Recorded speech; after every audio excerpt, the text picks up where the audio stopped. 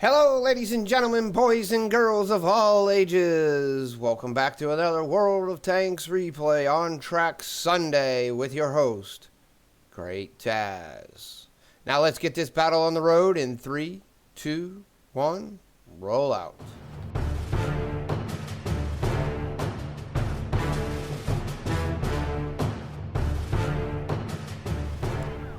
Hello everyone, Great Taz here once again with another On Track Sunday World of Tanks replay. And today we are watching Jack Grover 191 play the E75. This is a tier 9 German heavy tank and we are on Murovanka. Not Malakanova, Murovanka, right? Yeah, Murovanka. For some reason Malakanova wanted to be in my brain for some stupid odd reason. Whatever. Alright, as you can see here, Jack is heading off to the normal heavy location. Looks like he's holding that right mouse button as he's driving along because his turret hasn't turned yet. But there we go, his turret's finally turning, so he's left to go to that right mouse button. As you can see here, nobody has gone over to the east side. That overall is not a good thing. You have all your mediums over here, and everything, and that's kind of a bad situation. Jack right there got spotted by the LT-432, and he's just like, whatever, I'm going to keep pushing right on forward. Now everybody else is kind of slowed down. You take a peek around that corner. Oh, there's a defender. Defender takes a pop shot, but Jack luckily bounces it, and he's going to continue pushing around right around this corner. Now, there's no arty in this battle, so they don't have to worry about having to hide from artillery. They just have to worry about hiding from tanks. There, he pulls around that corner, gives a good pop shot right into that LT-432, and he's not going to let that LT-432 get away. And he's got some help from the OHO. All right, that LT-432 is now dead. The Tiger II taking him out.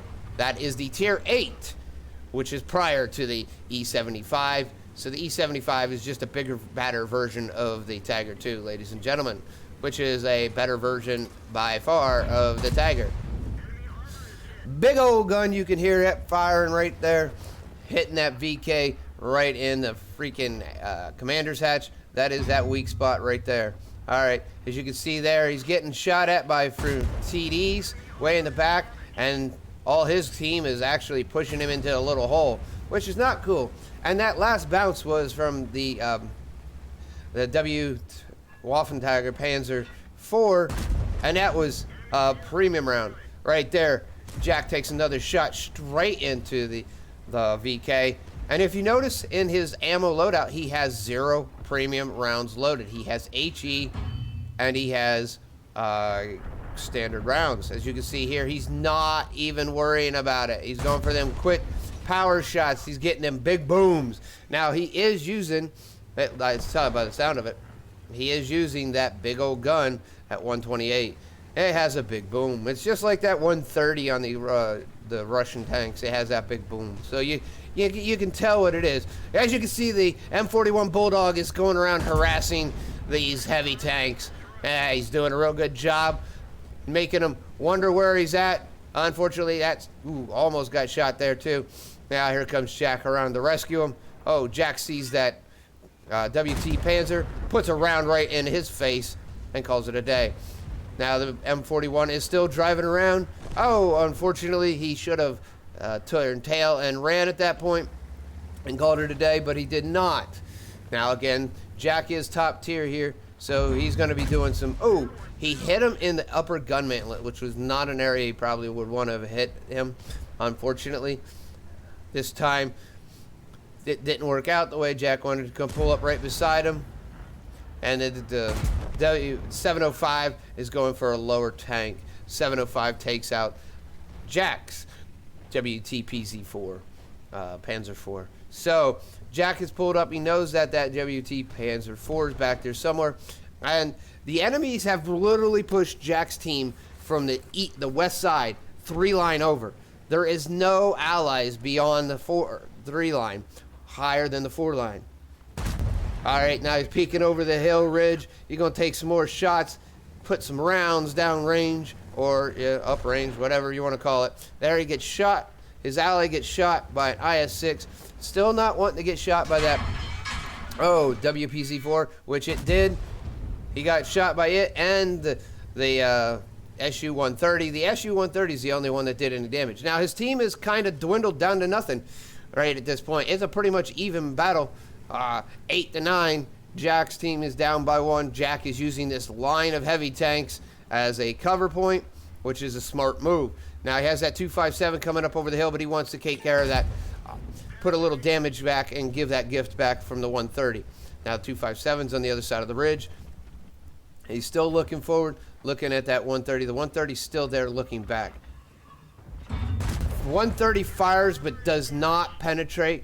Jack blocks that. Unfortunately, Jack does not get the kill shot there. He left him with 121 damage. Jack is looking around to see what he has around him as for help and stuff. Now, his allies have cleared out the base. There is an HE round from something. I'm not quite sure what. That was probably the WT PZ4. All right, Jack is backing up. He has quite a few scratches on his tanks, as you can see, and a few holes. He's trying to get into a better position, more defensive position, so he doesn't have enemies around behind him and on the side. There we see the IS-6 and the 430. Pulls around, gets that shot right into that 430, and that's a good snapshot, as you can see right there, because he fired as soon as that came around. Now he's pushing on and ignoring the 2 TDs. He's pushing back through this valley here, this little valley here, roadway, and he's keeping an eye on that mini-map. He has an IS-6 to the south, a 257 to the north, and then he has 2 TDs also to the north. And then also the T-95 has still not been spotted, so there is also that. Now he's peeking here a little bit, peeking a little bit, trying to get some good shots in on the enemy. Oh, that one did not penetrate. He was going for that commander's hatch. That's about the only spot he really had a chance to actually penetrate the 257. You're looking for that again. This time he's hoping it'll go through. He got that shot in it. This time it did go through. Got right in the commander hatch. You can actually see the spot right in the commander hatch where that 128 just penetrated that E75 or that 257. All right, looking for it again. This time he gets tracked by the 257, and the 257 is trying to hide behind. Oh, he's going to take a shot at the 130. Luckily, he bounces the 130 because he's down to 1 shot for pretty much anybody. The Allied 257 pushes around. Now the Allied team has completely taken out all enemy tanks in the south. Now all that's left is the T-95, which is still unspotted, and the Waffenträger PZ-4. All right, the ISU just invited Jack to platoon, working on a 6-3 kill version. They both must survive to get that brothers in arms, and we'll see if we're going to do it. All right, Jack's right now pushing 5,451 damage. He's almost got enough for be the top 95% here. So we're pretty sure we're going to walk out with an ace tanker on this one. All right, so he's still looking for that PZ-4, wondering where that T-95 is. He is still one-shottable with both of these tanks. He is spotted. Not sure where he's spotted from. He's taken some evasive action. Found the PZ-4 again. Takes a shot into it. The PZ-4 is shooting HE now at this point in time. That PZ-4 has now pretty much done for. Right, there you go. Jack swings back around. He's got 161 hit points left. So an HE, if the T-95 is using the 155 millimeter gun, an HE will kill him. All right, spots the T-95, tracks him. T-95 still tracked. He might be AFK, and I think that's what the ISU is asking, if he's AFK. And I actually thinking, considering he hasn't moved, he is. He still hasn't moved. His gun is pointed down. The T-95 is AFK. So, there you go. This battle is pretty much over. Jack's just going to sit here, and he's going to take that shot, and he's going to wait until he gets a little bit right there. Full aim, full destruction, and there we have it, ladies and gentlemen. A victory for Jack Roger. Well, let's go ahead and jump right on over to Watt replays to see how he did. All right, here we go.